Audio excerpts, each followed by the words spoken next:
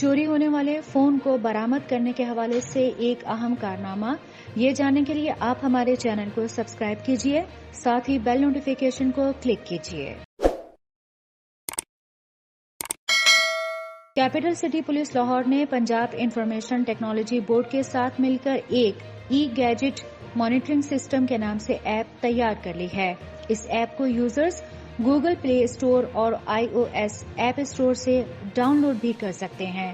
آپ کو بتائیں کہ یہ ایپ کس طرح سے اب کام کرے گا۔ مرچنٹس سیل فون انڈسٹری میں اپنے آپ کو انلسٹ کریں گے۔ ریٹیلرز ہر فون کی IMEI خصوصیات کو ایپ میں ری اسٹور کریں گے۔ اس طرح سے پولیس کو بر وقت اطلاع ملنے پر FIR کاٹنے میں بھی آسانی ہوگی۔